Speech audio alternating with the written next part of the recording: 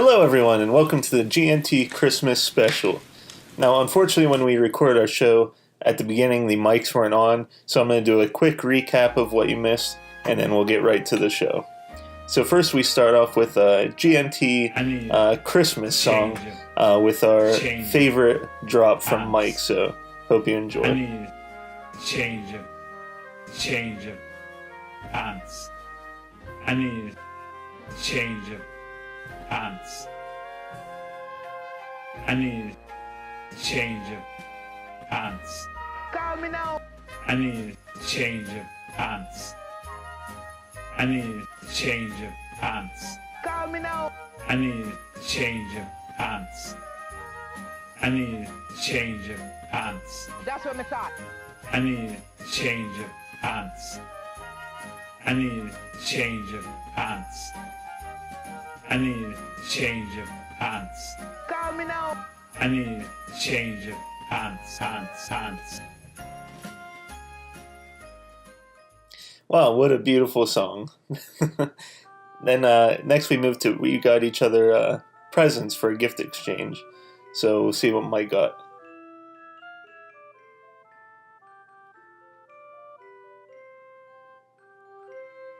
Brandon had Mike, and first he got him a can of unicorn meat.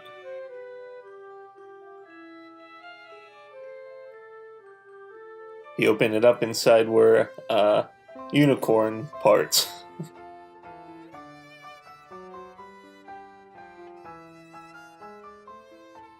Then Brandon also got him a yodeling pickle. It's exactly what you think it is, a pickle that yodels. What more could you ask for on Christmas?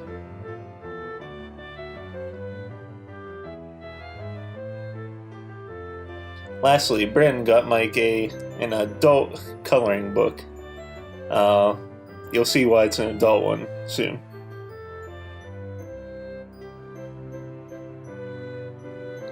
Then Mike got me a few gifts as well.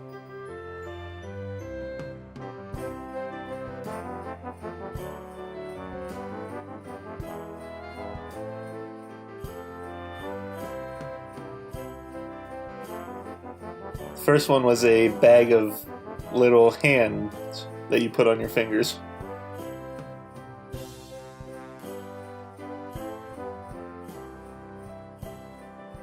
The next one was a set of cards that you can fill out and leave on someone's windshield if they did a bad parking job or, parked over the lines or in a handicapped spot or whatever you want, if you want to leave a complaint.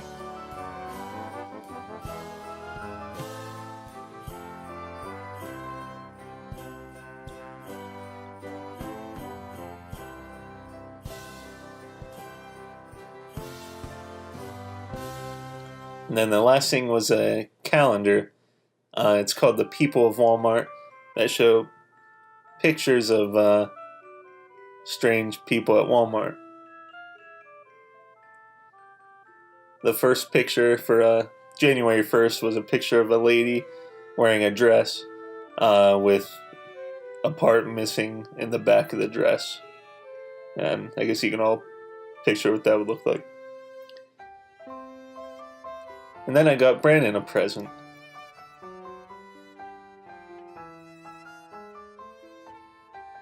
You're waiting as Miss Claus brought it out from the back, and you can see the joy on his face as he realizes what it is.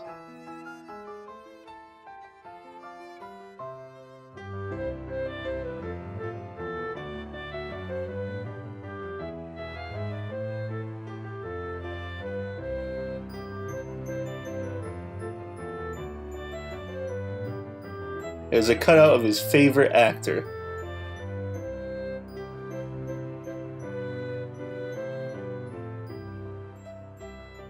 Ben Affleck. So that's what you missed. We can get to the rest of the show. I hope you enjoy. There is no sound. Nice. Yeah. Awesome.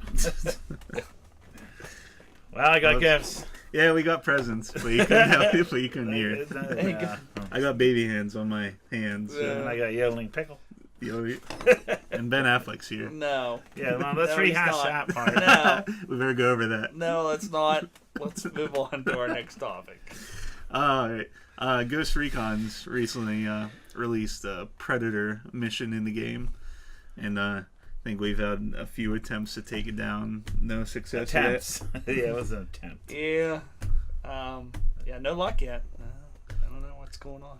I like it because I like that it's tough, because I wouldn't like it if you just going, yeah, I killed him, first few tries, and it's kind of like an achievement to kill him, which is cool. I think they did a great job with the patch. I mean, you go in there, and I know to start it out, you have to do. There's like a little mission to set it up, but you go through and you find things of evidence the predators around before you actually start it. But just the music when you're approaching, and it's really cool. It really sets up the atmosphere of the movies. Getting killed, yes. Yeah. Many times. And then last weekend, a little movie came out you might have heard of called The Last Jedi. How did that come out? I didn't know that. Yeah, it came out. And we saw it separate times, but what do you think of it? Because I haven't heard your take on it yet. I liked it. First, spoiler. We probably will be talking about spoilers, so if you haven't seen it. Well, if you haven't seen it, that's your own fault. So leave now. Yeah. Forever hold your peace. Go see it. Yeah, go and see watch it. us later. Yeah. It went in directions I didn't think it was going to. There were things that I thought were going to happen that didn't happen.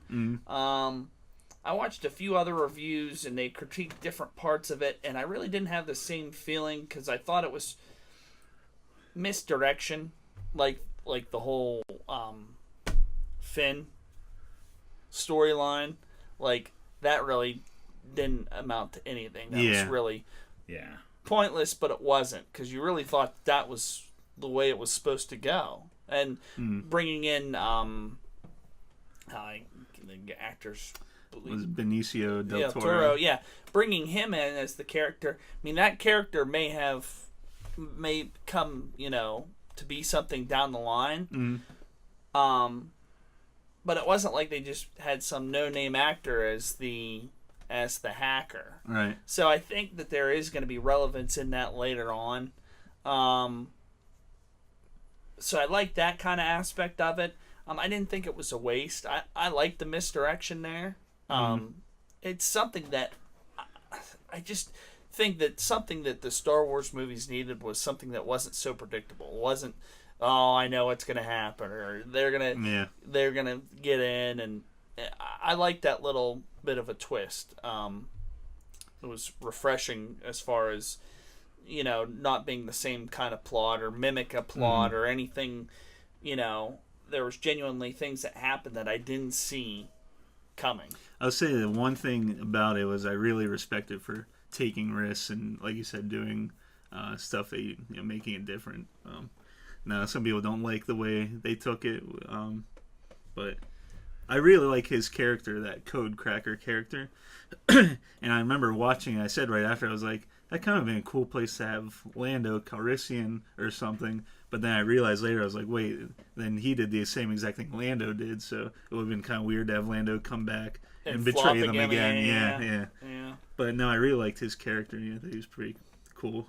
Well, now that that is kind of a tie to Empire, which I guess it kind of did have a Empire feel. Not really. I take it back. Not too much. The only thing, and this would be more nitpicking than anything, is that I like the beginning. They go and they take out that big ship, and then they take out another big ship. They take out Snoke's ship. I don't know. I like the big ship was the Juggernaut, and it was supposed to be something to be feared. And then Snoke's ship comes in and it's even bigger, and it's something to be feared. And they both were taken out, not with relative ease, but it didn't. You know what I mean? It wasn't like they had to mount this huge counteroffensive to take them out. I like the idea of sending the ship into a light speed. That was something I thought was cool, and I was fine with that. I liked that whole scene though. I liked whenever it went dark. Yeah. And the ships were all shattered and stuff. I thought that was really cool. That was cool. And there was other people critiquing like the gravity and space thing whenever the ships were like Yeah. It doesn't bother me. I mean, the whole thing is, Yeah, it probably shouldn't. The only part that bothered me was the bombers. Because they opened up doors and dropped bombs. I'm like, wait, they're in space. Like, but how do you know that there isn't like a magnetic thing or could be. some sort of technology? They don't need to explain everything. Yeah. It's one of those things where that was such a minute detail that somebody brought that up in their review, and I mean everybody's entitled to their own opinion, but it didn't bother me. Yeah, I know it didn't. It didn't ruin it for me. So, I mean, I still like that scene, that bomber, doing that. I thought that was cool. Poe Cameron was a badass in the beginning. Yeah. I wish they'd give him some more flight time behind an X-wing, but. Yeah, I saw some people complain about that part because they said, how could he get so close? Like, he doesn't have shields. But the way I saw it was the shields are like out a little bit. So if you get a small ship between the shields and the ship, you could shoot at and take stuff out. But I don't know. That didn't really bother me either. Yeah, that's really nitpicking because you can nitpick. I mean, overall, I enjoyed the movie watching it. There are some places I could go and nitpick. I mean, that's supposed to be a dreadnought, so.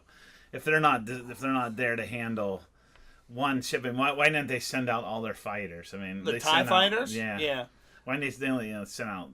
And then whenever they attacked later on, they were too far away from the ship they were shooting, and it was hitting the shields later on. Yeah. And so they send out 3 ships. They sent out Kylo Ren, and he's in. Why did they send out all their ships? Well, that was before they were out of range. That was before they sent those 3 ships before they were out of range. Then whenever they got out of range of the TIE fighters is whenever they started bombarding it with the artillery, but it was still ineffective out of the range. But yeah, I mean you can nitpick, but it's little things like that didn't. There were some things I didn't like how they approached it and the way they approached some of the characters, but overall I did enjoy the story. Like who? I wasn't real crazy about how they handled like Luke and how. Like his attitude? Well, yeah, even because whenever he was at the school and he sensed, he started sensing darkness and that's his nephew, and he's like, well, the first thing I'm going to do is I'm going to kill him.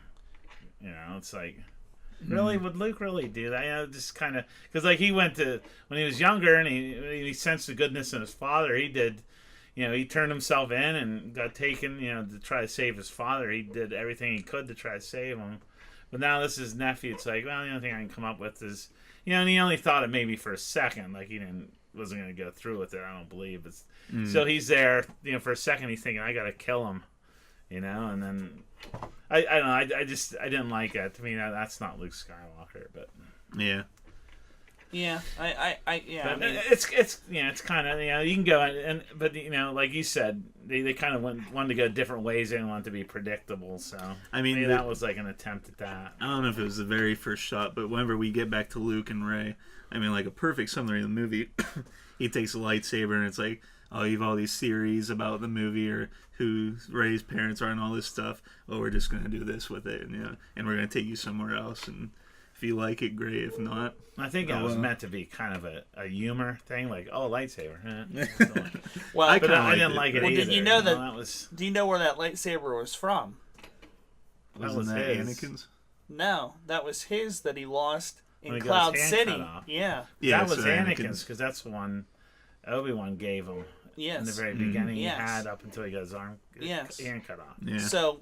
There was some significance of that thing, and one review criticized it for downplaying that whole thing where he just disregarded that, and he never did pay much mind to that lightsaber. No. So maybe that was brought back memories of bad times for him, and he just neglected it. To me, I was fine with it because he even says at one point in the movie, like, I went to the most remote place I could find. Why do you think I would want to help you? Like, you think, oh, we'll find Luke, and then he'll be like, yeah, I'll help you. I'll join back. It's like, well, why would he? I mean, he ran away. He's trying to hide from you. And why do you think he would want to help you? Yeah, he just disconnected himself from everything. Yeah.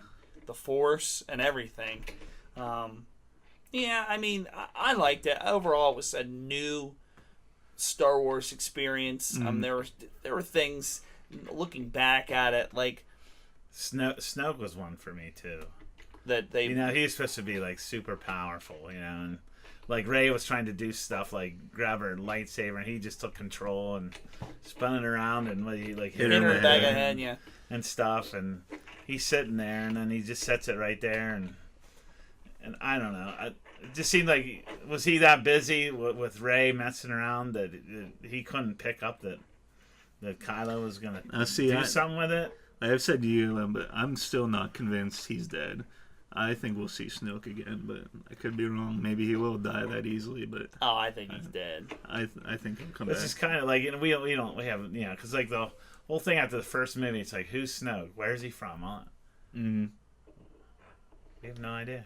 No, Yeah. Where's Rey from? Well, they gave we got an answer. We don't know if it's true, but it's kind of like just drunken parents that sold her. Yeah. Okay. That's probably my biggest thing about the movie is I think that's what disappointed a lot of people were. They were excited to find out who her parents were, who Snoke is, where he came from. They're like, we don't care. He's no one. Well, the difference there was the fact that the same director didn't do episode 7 as that did episode 8. So things that were built up in episode 7 on the contingent that this guy would be doing episode 8 weren't addressed because the same director didn't do it. So that's why he answered those, but he wasn't. They weren't of significance, or he wanted to take it in a different direction, which he did. And for as much as it was a Star Wars movie, it almost wasn't a Star Wars movie. And like they said that this was the first Star Wars episode series that didn't have a lightsaber on lightsaber battle. Because Rey and Kylo Ren never crossed lightsabers. And then it got to me thinking about their battle scene, and it was very stylized and neat, but it just didn't feel Star Wars. So at what point is change good and change bad? I walked out of the theater. I liked it. It was refreshing. Overall, it was good. But now we sit here and we look back at these things and stuff, and I still liked it, but now there are faults. There are definitely faults with it as a Star Wars fan. I think that's an experience a lot of people are having. Like one review I watched, the guy started out, he said, I really liked it. Then by the end of the review they were talking about it, and he's like, wow, I didn't realize how much I didn't like about it. Like, I do think the more you think about it, and that's a problem too. Like today I was watching reviews, and it was of a lot of people who didn't like it. So they're saying, I didn't like this. And I'm thinking, actually, I don't think I like that either. So it kind of influences you a little bit. Well, I enjoyed the movie at the time. Right.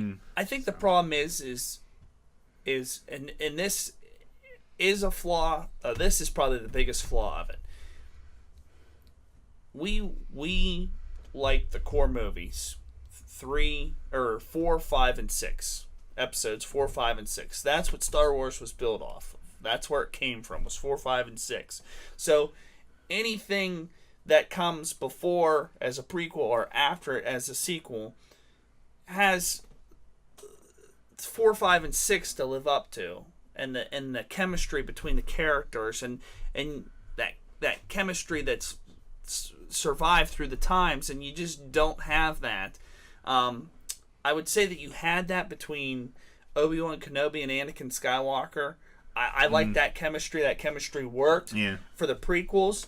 I think the biggest disconnect in the prequels was probably the difference in the technology looking more advanced than in the movies that should have came after it. And then the second thing is Jar Jar, which at the time it was, he didn't fit or whatever, but he wasn't as big a deal as more people took offense to that than what I did. And even looking back at it, did I care for Jar Jar Binks? No. What, did he ruin the movie or ruin the prequels for me? No. I thought the prequels were good, better, better than what they, that I thought they were going to be.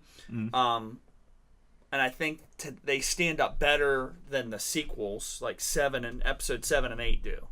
I like what they did in episodes 1, 2, and 3 more than I liked what they've done in 7 and 8 to keep it in the Star Wars universe. Even though, 1, 2, and 3 kind of had a couple follies with like the technology and stuff.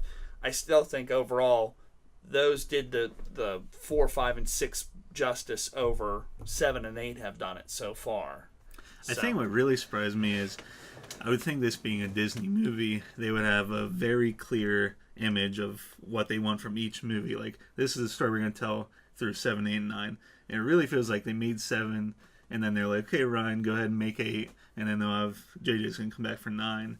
And it kind of feels disconnected. Like, oh, it is. It is that. I'm surprised they gave them as much creative leeway as they did. Well, Knights of Ren. Where were the Knights of Yeah, Ren? yeah. I don't know. Where are they at? Is they just gonna fade out? No. Are they gone? Just all these questions you had after 7. There were so many, and it just seems like there's so much unanswered, and like, it's like there's it seemed like it was just forgotten. It's like there's no thought put into the lore behind it or any of the background information. well, the director wanted to have his own vision, and that's completely understandable. I mean, Yeah. he's making it his movie, but I think, like you said, at the end of the day, you have a responsibility to build off of the previous movie, whether that was yours or not. Yeah. And you owe it to the viewers to have some sort of flow or have some sort of not, okay, Ray's parents, let's sum that up. Okay, they were junkers and sold her for money. Okay, done. We can have anybody say that. All right, good. Okay, next one, Snoke. Oh well, let's just kill him off. Let's just he'll. I don't like him. We'll just fire him. There's too many theories, and we'd have to build a backstory. Let's just lightsaber, done. All right, okay. Now what can I do to make this my movie? And it's like, I don't know. I just, there was a disconnect there. As a standalone movie, it was good. As connected to the whole series, there was disconnect there, and there was things that didn't get resolved that should have got resolved, and overall, I don't know. I think I'm in the middle. I don't think I'm super pleased with it. At the same time, I'm not super disappointed with it. They didn't have another Death Star, so that's always good. So Need like that. It automatically kind of put it in the win column for me. Yeah. So I know you don't want to compare every movie to Marvel movies, but you look at those movies, they have all different. Well, some of them were directed by the same, but a lot of them had different directors, but they all fit perfectly into the story. I mean, it's like there's no disconnect. I don't want to say nothing contradicts, but they all fit in. I mean, they have different styles. You have one example of disconnect would be the only, and I'm not trying to play devil's advocate or anything here, but the Hulk movie would be the only disconnect that you had in that entire series, and that was way early on. Yeah. So, I don't want to make it look like it's flawless, because there is that flaw. But I forgot about that. But I get what you're saying but I think you're comparing apples to oranges there. I really do, because like Rogue One was a great movie, I think, through and through. I mean, I loved everything about it. There wasn't anything about Rogue One that wasn't a good movie. And it was a standalone movie of the Star Wars. So, I mean, we've got Avengers 1 and Avengers 2 to kind of really compare. I would say are those the only two movies you could compare, or you could compare like Iron Man 1, 2, and 3, because they're true sequels. You can't say, Thor Ragnarok and Avengers and, Guardians of the Galaxy are way better movies than the Star Wars, because you're picking them out of the context. I think if you look at like Avengers 1 and 2 and say those two movies, were better than Star Wars for blah, blah, blah, blah, blah. But that, I could go counter arguments to that, because I felt like there shouldn't have been any conflict between the Avengers and the second movie, even though there was the whole thing where Bruce and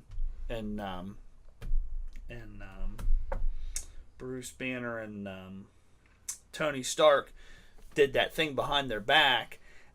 I still think that whatever, let's fix the problem, let's not fight. I don't think there should have been that, and then Civil War, okay, I kind of get the reason for that. Like, I think if they wouldn't have done the fighting in the second Avengers, it would have made more sense. But here we are just splitting hairs. I think if you can sit down, you can tear down any movie. I think at the end of the day, I think if you enjoyed it at the time, then that's fine. Is it a movie that you'll like? You'll watch again, probably. But yeah, I'll definitely see it. I don't know. It's one of those things. I mean, did a lot of stuff I really liked. The scene with where Kyle's gonna shoot. I'm blanking. What's her name? His mom. Oh. And then he doesn't, and then his fires come out like that. And I kind of liked her using the Force to pour herself back in, just because she has it in her blood. She's a Force user. Maybe Luke showed her a little. I don't know, but I like that part. I really like the fight scene with Kylo and Rey. One person pointed out they didn't really use the Force, which was kind of weird, but looking back on it, but I really liked that. That was a cool fight. Yeah, I mean, at the very last kill was a Force kill. Whenever she threw the lightsaber and he drew it to him, and then yeah, that was cool. I mean, that was a Force kill, but I don't know. I mean, like I said, I love the Luke scene at the end whenever he went out and had all this fire shoot at him, and then he was still saying like nothing happened. Like, I flipped out at that part. Then you find out it's not actually him, but still cool. Yeah. The way he fought Kylo, just kept dodging and stuff. That was awesome. Then him dying, I don't know. It's probably one of the bigger things people didn't like, but I don't think that. I didn't like. 'Cause I wanted to see him have a real battle. With someone like Snoke, like real powerful, two guys. Well, I don't Saber to consider saber, that dying. That's true. I guess it's not really. Yeah, I mean, Yoda says, and that's the thing too when they bring in Yoda. Yeah. And he's sitting there bringing down real lightning on the tree and stuff. It's like, well, what the heck? Where were you when we were doing some of these fights? Yeah, you should go fight. Just bring lightning down there. But I think the problem is that it goes back to the thing what they're trying to convey, which was the overall kind of thing of the story, is everything what isn't what it seemed, and there is a balance that has to occur between the light and the dark. And I think the problem is that, and what Luke was saying is that it's not the Jedi's purpose to do that. It's it has to balance out itself, and that's why he's saying that that if there are no Jedi, then there is no Sith. That it'll balance out. So I think that's why he's saying that, and I think that I think, spoiler alert, I think that in Episode 8, both Rey and Kylo Ren will die. 9. Yeah, this 9. is 8. Yeah. Well, okay, Episode 9. I think they'll both die. I think that's how it'll end, because that'll be the balance. You can't have the light without the dark. So if they both go, then everything should fall into place. Yeah, until that kid grows up at the end with the bird. Yeah. we'll have to wait. They'll skip it Well, another 10 years. Did you notice she took the books? Yeah. Yeah. So They pulled that drawer out in the Millennium Falcon. yeah, and those books were there. So. That last scene was, it was a short little thing showing with the Force. I think it was big because, they call for help, for the Resistance, and no one shows up. It's like, well, they're the last ones. But then we see someone, that kid with the rebellion ring using the Force, and it's like, okay, there's might be still some people. They want to keep the movies rolling. Yeah. Not just one more. Well, that's what I've heard too. At the end, they have the whole Resistance on one ship, so I don't know what they're gonna do, but yeah. So. So that's Last Jedi. You guys have an idea of what your movie of the year would be? Your favorite movie this year? I'd say, but me, I was hoping it was going to be Star Wars, but I don't know. I really like Thor Ragnarok. I thought that was a really good movie. It was I'm trying good. to think of what else I saw this year. Yeah, I really like Thor too. I think for me, I'd have to say it was probably John Wick 2. Ooh, yeah. I forgot that. Just because it built on the series, and I kind of like his whole character and how he's just kind of at the point where he just doesn't care, and he was disregarded the consequences of his actions, and was it meant more for him to kill that guy than to obey the rules of the Continental. I like that.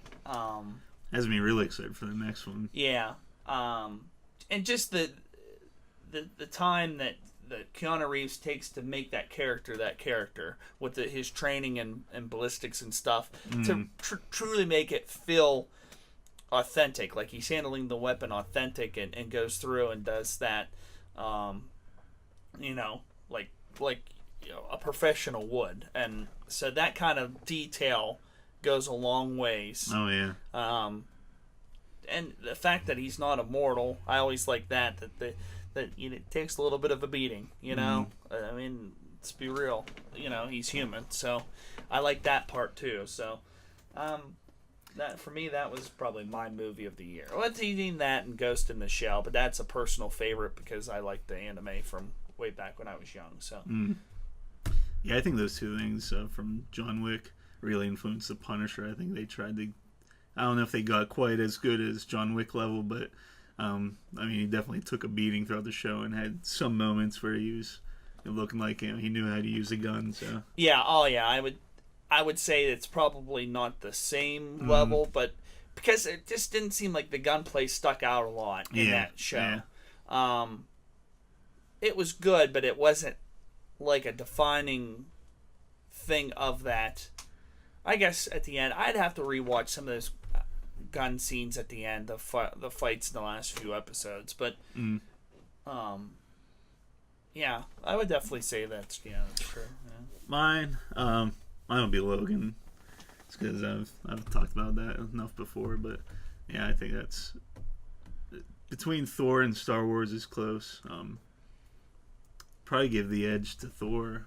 I don't know, those two are close, but Logan really stuck out to me this year. And yeah, Logan was a good movie. I just hated seeing him without being and his power kind of bothered me. Yeah, that's the only thing that kind of sets me. Yeah, but it was a good movie. And I hope. I don't know if they're going to give any recognition to Patrick Stewart or any award wise for that movie, but that'd be really nice to give him that because he was really good in that movie. But plus we can talk a little bit about Disney buying Fox. Oh yeah. So the possibility of Wolverine being in an Avengers movie, multiverse, then Star Wars too. And they jeez. Now you're just being you're just being silly. No, it's not out of the realm. We're working deals. It is out of the realm. Luke Skywalker comes back and fights Wolverine. Now you need to put in the yodeling pickle. And then the Simpsons come in and fight. Dinner. Next Star Wars real quick. I think they said Rian Johnson is going to have his own separate trilogy outside of this. I don't know, outside of the universe, but outside of the main story. Which I'd be fine with that because I think he did a good job of telling a story. I just wasn't crazy what he did with some of the characters, so we'll see what he does with his own Star Wars story. But get your own Star Wars. Yeah, make your own. It's really weird. Scratch my face with it. Well, I gotta get. It's a bunch of hands. My problem is I've got 4 lefts and 1 right. Can you guys do a high five with this? If you give me the right hand. And what value is it anymore? If it's not... Yeah, it's a high 30. What do you need? I need. Yeah, you gotta put them on the right hand. Is that right? Now we've got some symmetry. High 5 or high 10. Oh, there we go. You wave at someone. Hey, this is like Ghost in the Shell. Just imagine how far she could type with that. Except for the fact that it's cutting off the circulation of my fingers. All right, that's it for this week. Everyone have a good holiday, and we'll see you next time.